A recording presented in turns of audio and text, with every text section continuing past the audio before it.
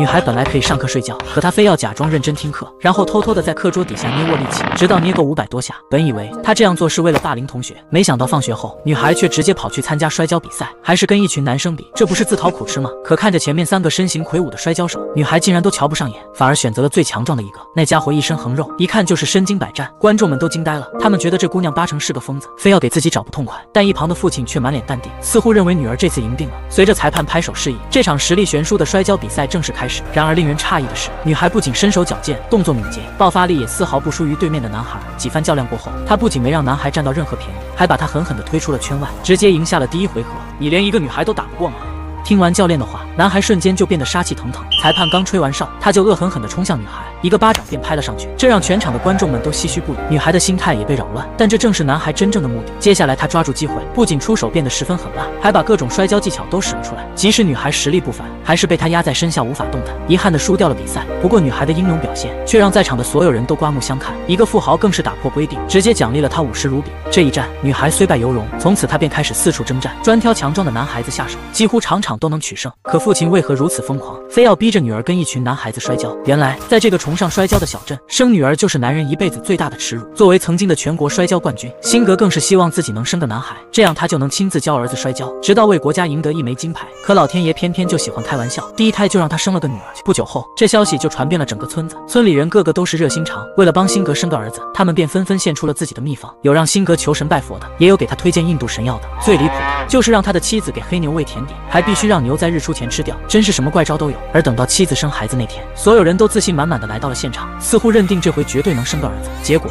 是个女孩，梦想再一次破灭。这些人也不想一想，要是真有生男孩的秘方，村里早就没女孩了。然而这只是开始，接下来的几年里，辛格又接连生下了2个女儿，这让曾经风光无限的摔跤冠军从此便再也抬不起头来。尤其是遇到别人生儿子发喜糖时，他更是有一种莫名的挫败感。于是回到家后，他就立马收起了满墙挂着的奖牌，也彻底收起了自己那遥不可及的梦想。渐渐的，辛格就变得麻木了，他不仅放弃了摔跤，甚至都不愿去观看别人比赛。闲暇时他只能安慰自己，其实生女儿挺好的，最起码他们不会在外面打架惹事。不料他这话说的还是太早了。这天辛格刚回到家，就看见院子里坐满了人，中间还有2个男孩被打得鼻青脸肿。看见一家之主回来了，男孩们的父母便开始向他告状，你看他们被你家娃打成啥样了。辛格不由分说，伸手就打向一旁的侄子，但侄子却显得一脸无辜。这时妻子才赶紧解释说，是你那2个乖女儿干的。看着满脸写着无辜的闺女们，又看看被打得狼狈不堪的2个男孩，辛格显然有些难以置信，他们真有那么大的能耐吗？见父亲即将要发火，大女儿吉塔则委屈巴巴地说，是那2个家伙先惹事的，他们非要骂我是蛇妖，还说妹妹像个巫婆，我们实在忍不住才动手的。没想到父亲听完后，非但没有生气，反而让女儿们演示一下当时的情景。大女儿吉塔二话不说，直接就对一旁的堂哥出手，那老练的手法和狠辣的出招，去当校霸也是绰绰有余。二女儿巴比塔也不甘示弱，仅仅3、2下，堂哥就被打得连连叫苦。然而辛格看着女儿们，就像是看见了2根救命稻草，失落的眼神里顿时就有了光，脑海里也产生了一个大胆的想法。晚上睡觉前，他便告诉妻子，只要能给家里拿回1枚金牌，哪怕是女孩又能怎样呢？他们俩继承了我摔跤的血脉，从今以后就开始练习摔跤吧。可妻子听完却显得满脸担忧，她说摔跤是男人专属的运动，女儿们如果不努力学习，就只能草草嫁人，不能为一己之私毁了他们的一生。无奈之下，辛格只好向妻子承诺，他只要1年的时间训练女儿，如果失败了，他就永远放弃摔跤。殊不知就是这短短1年的时间，不仅改变了女儿们的命运，也彻底改写了印度的摔跤史。第2天早上5点钟，辛格就找到了2个女儿，说是要带他们去吃大餐。然而看着父亲那严肃的表情，2个家伙却无法相信自己的耳朵。直到干净又卫生的炸脆饼拿到手上，他们才放心大胆地吃了起来。可正吃得津津有味，就听到了令他们崩溃的消息，你们想吃多久就吃多久，因为从今天起，你们会开始当摔跤手，而摔跤手不许吃这些垃圾食品，但这却是你们的最爱。在母亲那里得到肯定的答案后，姐妹俩便狼吞虎咽地吃了起来，直到再也吃不下去。随后在父亲的监督下，飞人的训练就正式开始。但平日里调皮捣蛋的姐妹2人又怎么可能轻易屈服？刚跑完步，他们就向父亲抱怨衣服太紧，这可太好办了。父亲一回到家，就把侄子不穿的衣服借了过来，再让母亲简单改造一下，2套轻奢男友风运动衣便制作完成。这下可没什么好说的了吧？姐妹俩暂时没有想到办法，只好默默隐忍。可接下来的几天，他们不仅要每天跑10公里，还要接受仰卧起坐、深蹲和俯卧撑等专业训练，完全没有放松的机会。连续不断的高强度运动，让2人只能在上课时睡觉。但这还没完，为了锻炼女儿们的求生意志，辛格干脆让他们直接跳进湖里，哪怕2人并不会游泳，那又怎样呢？父亲的残忍就像冰冷的湖水，深深地刺痛着2人的心。走投无路的他们只能向母亲求救，可献了半天殷勤，却只得到一句：1年之内，请你们忘记有我这个妈。这可是你说的啊！ 2人脸色一变，扭头就走。嘿，忘得可真快。训练了几天之后，父亲想让女儿们上摔跤场实战，却被村长严厉拒绝。他说让女孩练习摔跤，这不是给村里人丢脸吗？没有办法，辛格只能狠心毁掉未成熟的稻田，自己建了一个泥地摔跤场。虽然看似简陋，但却丝毫不输于村里的场地。现在唯一缺少的就是一个陪练选手了。于是他立马想到了侄子，那家伙整天好吃懒做，无所事事，还不如拉出来给女儿们练手。可尽管侄子身上没2两肉，看着就像个瘦皮猴，但他还是比女儿们强壮不少，3两下就将他们摔倒在地。摔完还不忘嘲讽一下：“要我说实话吗？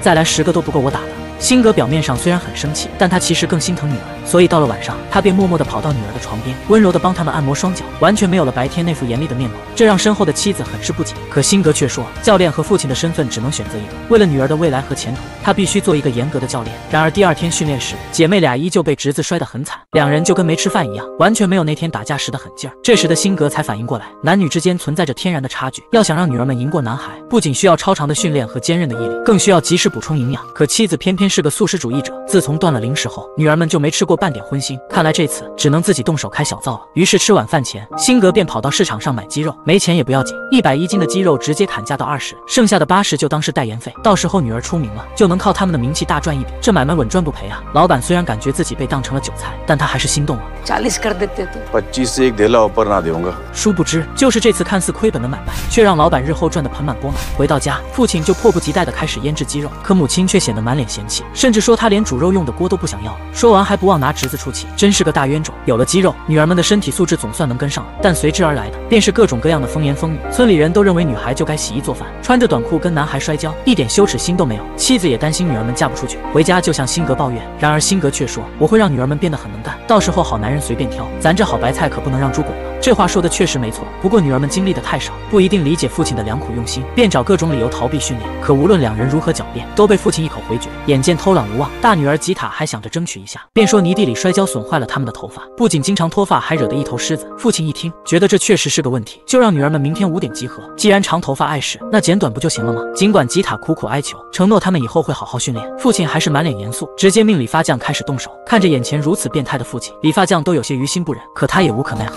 还是狠心的剪下了那第一缕头发。头发落地的瞬间，一股绝望的气息涌上心头，吉塔的眼泪也夺眶而出。但他不知道的是，真正的噩梦才刚刚开始。第2天上学的路上，姐妹俩立马就成为了全场的焦点，所到之处，无数的嘲笑和侮辱都如同雨点般袭来，就连前不久刚挨揍的兄弟俩都敢对着他们挑衅一番。但现在唯一能做的也只有隐忍，谁让他们是辛格的女儿呢？头发剪短很快就可以再长，可脸面丢了，就永远也找不回来了。这样下去可不行。为了抵抗父亲的暴政，姐妹俩决定发动一场反叛行动，代号74老壁灯。隔天早上，他们就故意拨慢父亲的闹钟，然后直接躺在外面休息，等父亲醒来后，再赶紧往脸上抹点水珠，假装他们是锻炼了很久。क्या बात है पापा?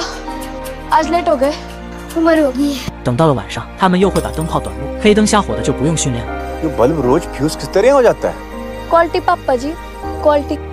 而在白天摔跤时则更加离谱，堂哥都还没发力就自己倒地上，碰瓷都不带这么玩的。可面对两人的消极怠工，父亲即使再生气也无可奈何。他十分清楚，如果一个人不知道自己为何而战，为什么而战，那他又怎么可能拼尽全力呢？作为一个父亲，他可以管教女儿们一时，但却无法陪伴他们一世。这个道理还需要他们自己去感受。不久之后，姐妹俩以为反叛行动胜利了，精心打扮一番后，便高兴地跑去参加同学的婚礼，完全忘记了今天还有训练。为了活跃气氛，他们甚至在婚礼现场玩起了反串。正玩得尽兴时，父亲突然就闯了进来，一个巴掌便呼在了堂哥脸上，现场顿时鸦雀无声。而父亲转过头来，又狠狠地瞪着吉塔，除了愤怒，更多的则是失望，失望到说不出一句话，他便头也不回地离开了这里。婚礼被打断后，姐妹俩就开始向同学抱怨他们的父亲，抱怨他冷漠无情，不懂得爱护女儿，非要逼着他们成为摔跤手，甚至还要跟男孩子打斗。这样不称职的父亲，真的还不如不要。没想到同学听完后却哭诉着说，自己宁愿拥有这样的父亲，因为他至少还会替女儿着想，而不是让他们天天做家务，然后等到14岁了就逼着他们嫁人，还是嫁给一个素未谋面的老男人。无论如何，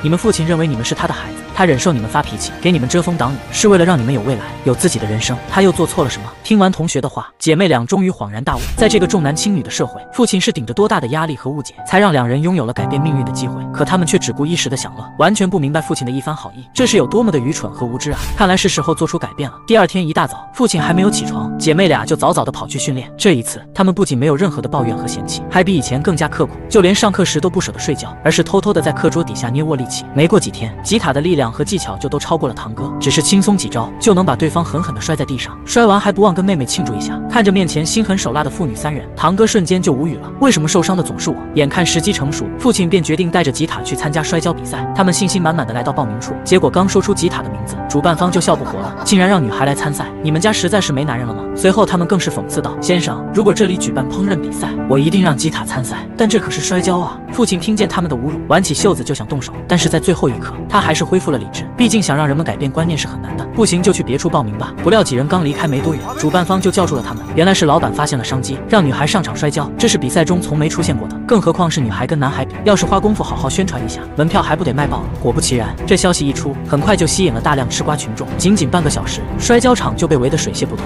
就连附近的地痞流氓都赶了过来。当然，他们这么积极，并不单单是为了看摔跤，更是想看见吉塔出球。比赛还没开始，各种污言秽语便脱口而出。可谁能想到，吉塔不仅没有如他们所愿，还给观众们献上了一场精彩的比赛。虽然最后他依旧是输了，却让在场的男人们都记住了他。然而回到家后，吉塔却不满足于他今天的表现，迫不及待的就想参加下一场。看到女儿斗志昂扬，父亲欣慰的笑了。这种不服输的感觉，不正是当年的自己吗？之后的日子里，吉塔越战越勇，几乎场场比赛都能取胜，获得的奖杯也是数不胜数。比到最后，就连那些体壮如牛的男选手都不敢轻易跟他正面交战。而在另一边，妹妹巴比塔更是不甘落后，很快就重现了姐姐的雄风。渐渐的，人们的观念也在不知不觉中被改变。原来嘲笑吉塔的那些人，早已变成了他的铁杆粉丝。在绝对的实力面前，任何污蔑和嘲笑都不值一提。打遍了全镇几乎所有的比赛后，吉塔不仅名声大噪，还获得了进入省队的资格，马上就能参加全国少年组的比赛。辛格为了帮女儿训练，甚至直接辞掉了稳定的工作。但这时新的问题又来了，专业的比赛必须在摔跤店上进行，这是辛格无法负担得起的。于是他就向体育总会求助，然而这里的官员只收礼却不办事。愤怒的辛格只能自己想办法。回到家后，他便让孩子们把被子铺满屋顶，制作了一个简易的摔跤垫。紧接着就向他们讲解专业摔跤比赛的规则。与泥地摔跤不同的是，垫子上摔跤只有4种得分方式，分别是1分、2分、3分和5分。让对手双膝跪地可以得1分，而跪地之后再想办法让他背部着地，便可以得2分。但是如果让他从站立的姿态直接摔到背部着地，就可以一下得3分。要得到5分非常困难，但也不是不可能。只要将对手直接从头顶抛过去，然后让他背部着地，5分便可以拿到手。这就是传说中的过胸摔。另外，在正式的摔跤比赛中，摔跤垫上都有黄色和红色区域，只要被推出红色区域，对手便可以直接得1分。整个比赛共有3个回合，每个回合只有2分钟，只要能赢2局，比赛就赢了。这些规则虽然很陌生，但是对于长期以来一直跟男孩子摸爬滚打的吉塔来说，简直就是小菜一碟。很快，他就可以参加全国少年组的比赛。不出所料，那些看似强壮的女选手们根本不是吉塔的对手。每次比赛刚开始，他们就被轻松撂倒在地上，一个能打的都没有。少年组打完了就是青年组，吉塔依旧高歌猛进，顺利获得了冠军。几年之后，他终于迎来了成年组的比赛。此时的他更加成熟稳重，眼神里少了几分稚嫩，多了一些锐气。而父亲辛格也由壮年步入老年，身上的那股傲气早已消失，取而代之的则是温柔慈祥。跟当年的父亲一样，吉塔也顺利取得了全国冠军。他们带着荣耀回到家乡，又一次成为了全村人的骄傲。作为最直接的受益者，鸡肉店的老板做梦都没有想到，他这辈子最成功的投资就是用廉价鸡肉换来了吉塔的代言权。而当初嘲笑辛格生女儿的男人，只能抱着他那没用的儿子，乖乖地靠在一旁。回到家后，看着那枚来之不易的奖牌，所有人都高兴极了，因为他们的任务总算完成了。然而辛格却说，这才是刚刚开始，他这辈子最大的梦想就是给国家赢下一枚摔跤金牌，而现在这个梦想只有靠女儿们才能实现了。没想到听完父亲的话，吉塔却心生疑惑，他觉得父亲毕竟不是专业的教练，自己要想更进一步，就必须接受更先进的训练。辛格虽然有万般不舍，但为了女儿的未来，他还是将吉塔送进了国家体育学院。这里的环境很好，一切的设施都非常先进，可偏偏有一个不称职的教练，那家伙极其自负，非要让吉塔抛弃之前的训练方法，转而采用自己的那套，完全不知道因材施教。辛格立马察觉到了问题，他低三下四的找到了教练，希望他可以正确的指导吉塔。没想到教练听完却瞬间变了，是你送他来这里的是吗？你已经送到了，就别再瞎掺和了。听完教练的话，辛格只能失望的离开。他不明白将女儿送来到底是对是错，不过路是他选的，自己也只能默默的支持，祈祷他不要走上弯路。殊不知，第一次出远门的吉塔很快就被学院里的不良风气所影响。这里的女孩子个个都是花痴，全都沉迷于电视剧里的偶像。虽然平日里也很刻苦，但更多的时候，她们只把训练当作是完成任务，而不是为自己或者为国家争光。那个教练则更加过分，训练完成后就消失无踪，完全不知道约束一下女孩们的坏习惯。渐渐的，吉塔也开始放飞自我，她不仅会经常偷吃不能吃的零食，还为喜欢的男孩留起了长发，甚至连父亲的电话都不想接了。等到放假回家时，吉塔早已变了另一副模样，变得无比傲慢和懒散，完全没有了之前的那股锐气。而面对父亲的疑虑，吉塔却显得不以为然，反而开始炫耀他新学的训练方法，还说妹妹也应该跟着他一起学，直接把父亲气得够呛。然而到了第二天，吉塔却表现得更加过分，他竟然在所有的学员面前公开质疑父亲的训练方法过时，这立马引起了父亲的不满。一场父女之间的大战一触即发，刚开始双方势均力敌，谁都无法占到便宜。可渐渐的，父亲就开始有些力不从心，力量和速度都远不如女儿，毕竟她已经59岁了。然而吉塔却一心想求胜，完全不顾父亲的身体状况，直接把他压在身下。尽管父亲苦苦挣扎，还是因为体力不支输掉了比赛。可悲的是，胜利后的吉塔还不忘口出狂言，说他是靠技巧赢过了父亲，真是个白眼狼。只有妹妹巴比塔看出了真相。回到卧室后，他便不断地劝姐姐回头，奈何此时的姐姐早已执迷不悟，还说妹妹是山猪吃不了细糠，便气冲冲地离开了家。阳台上看着女儿离去的背影，父亲的心里五味杂陈。没想到自己培养了这么久的女儿，竟然是如此的狠心，非要走上一条绝路。但他也无可奈何，毕竟儿大不由娘，女大不由爹。或许自己是真的老了，总有一天会被这个时代所抛弃。从此以后，辛格就像丢了魂一样，干什么都是无精打采的。这么多年来，他一直把吉塔当作是自己梦想的延续。如今梦破碎了，一切似乎又回到了起点，他的心也凉了半截。好在还有二女儿巴比塔陪在身边。不久后，巴比塔也赢下了全国摔跤冠军，再次为父亲拿下1枚奖牌。但吉塔就没那么幸运了，他作为国家队的代表去参加世锦赛，比赛时听信教练的误导，一味的防守却不知道进攻，在第1轮就被人家淘汰。此时的家里，父亲紧紧地盯着那2枚奖牌，可脸上却没有一丝丝的喜悦，因为从今天开始，巴比塔也要去上体育学院了，而自己只能留在家里慢慢老去。他唯一能做的就是叮嘱女儿，永远不要忘记你是如何走到这一步的。几天后，巴比塔便来到了体育学院。可等他再次见到姐姐时，却发现她变得更加陌生了。每天就知道吃喝玩乐，即使输掉了比赛，还在心安理得的涂指甲油，完全没有了当年那股不服输的劲儿。面对妹妹的劝告，他不仅没有虚心接受，反而恶狠狠地反驳说：“你为何对我说教？我只是输掉了一场比赛而已，输一场比赛确实没什么。”可接下来的几个月里，吉塔却连续输了6场国际比赛，都是在第1轮就被淘汰了。接连的挫折让他终于开始反思自己，眼泪也不争气地流了出来。然而，面对如此重大的失败，那位教练却还在冷嘲热讽地说：“过去的事就让它过去吧。有些人天生就不是得国际冠军的料。”教练的话简直就是对吉塔的侮辱。可吉塔自己也想不明白，那个曾经斗志昂扬的少女为何会变得如此自甘堕落、麻木不仁？难道自己真的不是得冠军的料吗？见到姐姐如此伤心，妹妹却坚定地告诉她，在父亲的心里，你一直都是最优秀的。如果连你都得不了冠军，那印度就没有人能做到。好好跟父亲聊聊吧。可我已经没有脸见他了，他是我们的爸爸，还能糟糕到哪里去？顶多臭骂你一顿，他是不会怪你的。此时的家里，年迈的父亲依旧是愁眉苦脸，疾病缠身的他只能靠药物缓解疼痛。得知女儿遭遇挫折，他的脸上更是多了几分担忧。碰巧这时吉塔打来了电话，父亲犹豫了许久，还是故作严肃地接起了电话。本以为两人又会大吵一架，结果电话那头却传来了女儿的哭泣声：“对不起，爸爸。”这一刻，父女俩终于冰释前嫌，再多的委屈和误解也在一瞬间烟消云散。成长的路上，我们总会在不知不觉中误入歧途，甚至直接把父母当作敌人。可无论他们被伤得再狠再重，也会在儿女遇到困难时成为他们最坚强的后盾。第2天，吉塔便再次剪掉了长发，重新找回了当初的自己。可还没等他进入状态，教练又开始作妖了。为了在英联邦运动会中取得奖牌，他竟然让吉塔减重4公斤，去参加他并不擅长的51公斤级比赛，这根本是行不通的。父亲得知后立马赶到了学校，他和侄子悄悄租下一间房子，叮嘱女儿们5点钟就起床，然后在出租屋跟着他单独训练。为了确保吉塔的体重不会下降，父亲还会额外给他补充营养。本以为这一切做得天衣无缝，直到这天，两人的行踪还是被同学发现了。他立马将此事告知了教练，教练本就对父亲心生不满，这次更是抓住机会，势必要将姐妹俩开除。校长办公室里，父亲极力向领导们道歉，他说所有的过错都在自己，怪他实在是太疯狂。为了小小的一块金牌，他不仅剥夺了女儿们的童年，还把她们的头发剪短，忍受全村人的冷嘲热讽与辱骂。说完，父亲便拿出一个相册，里面装满了女儿们参加比赛时的奖励，这足以证明她们是有多么的优秀。一切都是我的错，我诚心道歉，不要开除她们，但我只希望我的国家能赢金牌。这2个孩子能做到。听完父亲最真诚的道歉，领导们终于改变了主意，他们决定再给姐妹俩一次机会。但为了平息教练的怒火，从今天开始，父亲便再也不准踏足学校半步，而女儿们也不许从学校出来。危机解除之后，侄子觉得既然待在这里也没用了，那还不如赶紧回家。可父亲却另有想法。第2天，他便打电话给吉塔，让他把之前比赛失利的录像发过来，然后包下了电影院逐帧观看。没过多久，就分析出了女儿多次失利的原因。原来在每次比赛时，吉塔都会放弃自己的进攻优势，主动转为防守。可该防守的时候，他又开始进攻，这完全是一种错误的打法，不会输才怪呢。得知真相后，父亲立马打电话给吉塔，并叫他一边观看比赛时的视频，一边纠正之前的错误。有了父亲的指导，吉塔很快就进步神速，也拿到了参加英联邦运动会的资格。这场比赛在新德里举行，不仅关系到国家的荣誉，更是吉塔一雪前耻的最好机会。然而之前的失败让吉塔始终处于紧张的状态，心里也留下了深深的阴影。第1场比赛，他就接连失利，直接让对手拿下6分，而自己却1分没拿，这样对手就以技术分的优势轻松赢下第1回合。等到第2回合时，他早已完全丧失了斗志，很快就再次丢掉3分。这种情况下，所有人都认为败局已定，吉塔也准备认命。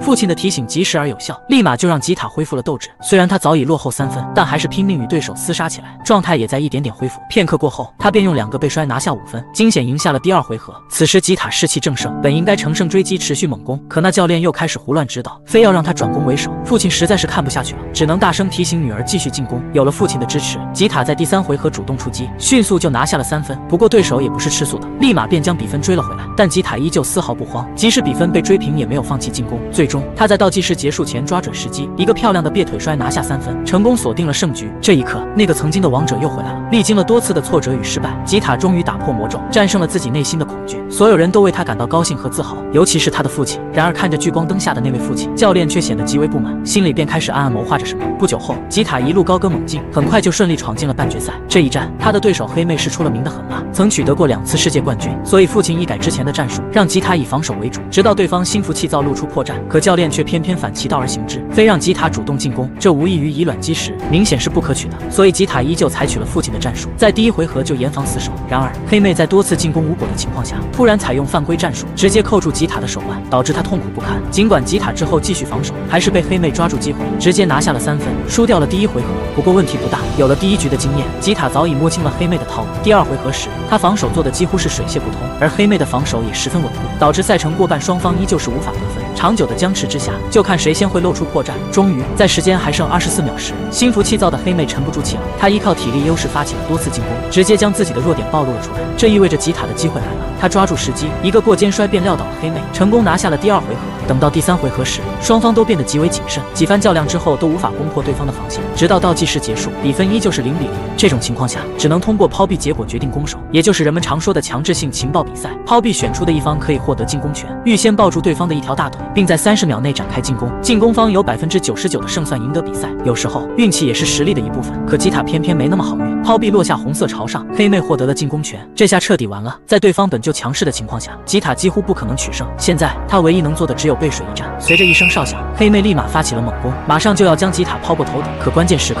吉塔竟然顶住了进攻，直接就把黑妹拽倒在地上，然后一个反扑完成了攻防手段，并迅速将黑妹压在身前，锁定了这场比赛的胜局。真是一次漂亮的反击，现场的观众们都沸腾了。在绝对劣势的情况下反败为胜，吉塔的优秀表现出乎了所有人的意料，也再次证明了他是一个潜力无穷的优秀选手。但现在还不是放松的时候，因为决赛的对手更加恐怖。她叫安娜，不仅壮得像一头牛，摔跤技巧也丝毫不弱。最关键的是，在之前的比赛中，她曾经2次击败吉塔，比赛前更是直接挑衅道：“我会在印度人面前击败印度选手。”真是太兴奋了。面对如此狂妄的对手，吉塔瞬间感觉到巨大的压力，他便再次向父亲讨教。可父亲却说，明天的策略只有一个，那就是让人们永远记住你，只有赢得冠军，才不会被世人所遗忘，成为所有人的榜样和力量。而你获得的荣誉，也将属于那些千千万万个一直生活在歧视中的女孩。所以明天的比赛，你的对手不只是安娜一个，还有那些一直看不起女孩的人。父亲的话让吉塔明白了自己摔跤的意义。同为一个女性，她亲眼目睹了同学在14岁就嫁人，还嫁的是一个老男人。世俗的观念让大多数女孩无法像男孩一样选择做自己喜欢的事，她们的命运似乎在出生时就被定好，那就是相夫教子打理家务，从来没有人问过她们自己的想法。她明天要做的就是激励更多的女孩找回自我，突破命运的枷锁，不再接受传统观念的摆布。第2天比赛开始前，父亲正准备入场，却被一旁的工作人员叫住了，说是有领导想见见他。可当父亲走进房间时，才发现这是一个储物间。他刚想回头，门就被人反锁了，电话更是打不出去。原来这一切都是那教练搞的鬼，他一直对吉塔的父亲怀恨在心。而在昨天的采访中，吉塔更是把现在取得的成就全都归功于他的父亲身上。虽然事实也确实如此，但教练却觉得自己受到了侮辱。这次决赛是他一雪前耻的最好机会，绝不能让那家伙出现在赛场，哪怕是只取得银牌也无所谓。果然嫉妒使人面目全非。此时的赛场上，吉塔早已开始跟对手安娜缠斗，历经之前的多次苦战，他表现得更加沉稳老练，很快就接连得分。而安娜显然是低估了吉塔，他没想到几个月未见，这个曾经的手下败将早已今非昔比，无论进攻和防守都是无可挑剔。就这样，吉塔以5比1轻松拿下第1回合。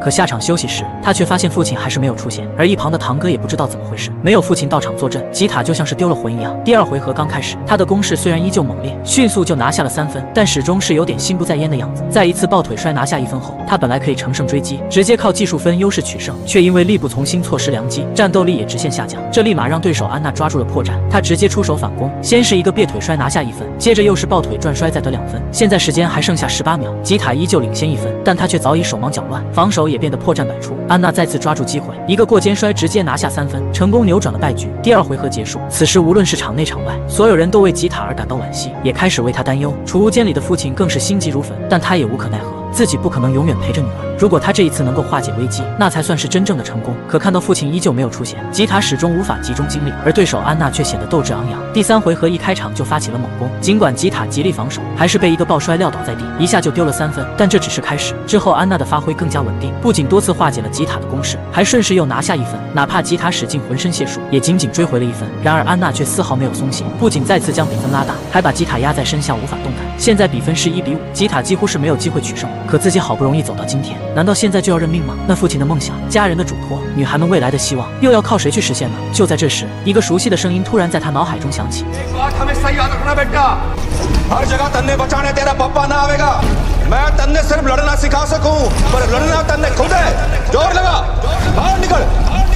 要我现在认命，那是绝对不可能的。再次站起身后，吉塔就像变了个人一样，眼神里完全没有了刚才的迷茫和落魄，取而代之的是淡定和坚毅。不过时间只剩下22秒，要想取胜，只能冒险使用传说中的那招了。随着哨声开始，吉塔立马就发起了进攻，而比分遥遥领先的安娜却采取了拖延时间的战术，没有露出丝毫破绽。关键时刻，吉塔突然又想起了父亲的嘱托，那就是揣摩对手的想法，然后用一个假动作声东击西。这招总算是奏效了。趁安娜慌乱之际，吉塔一个巧妙的转身，立马绕到了安娜的背后并抱住了她。紧接着他成功发力起跳，直接将安娜抛过头顶，终于赶在倒计时结束前完成了一个漂亮的过胸摔。这时裁判举手示意，意味着吉塔成功拿下了5分，也意味着他奇迹般的反超安娜，赢得了这次比赛的金牌。全场的观众瞬间沸腾，吉塔也如释重负地躺在地上。这一刻，他不仅完成了父亲的梦想，也让千千万万的女孩看到了希望。从此以后，那些嘲笑和侮辱女孩的人都会被他永远地踩在脚下。而在印度这片土地上，无数的女孩也将打破枷锁，通过摔跤改变自己的命运。此时在储物间里，父亲依旧是满脸愁容，眼神中尽是对女儿的担忧。就在这时，印度的国歌声突然响起，这意味着吉塔获胜了。他悬着的心总算是放了下来。为了等待这一天，他付出了近半生的心血，但这一切都是值得的。储物间被打开后，父亲立马就飞奔着冲向赛场，而吉塔看见父亲后，也丢下教练，毫不犹豫地跑向他。这一刻，父女2人四目相对，父亲眼中满是对女儿的自豪，而在女儿眼中也全是对父亲的感激。虽然他们一言未发，但却早已明白了对方的心意。此时吉塔唯一能做的，就是将胸前的金牌摘下，郑重地递给父亲。那是属于2人共同的荣誉，也是父亲多年来梦想的结晶，更是千千万万女孩未来的希望。最后，看着如此优秀的女儿，父亲终于说出了那句最重要的话。父母总是会望子成龙，把自己的梦想强加到儿女身上，但我们要明白的是，在你年少无知懵懂的时候，也许他们的规划就是你改变命运最好的机会。好的电影百看不厌，我是阿贤，喜欢记得点赞关注，我们下期见。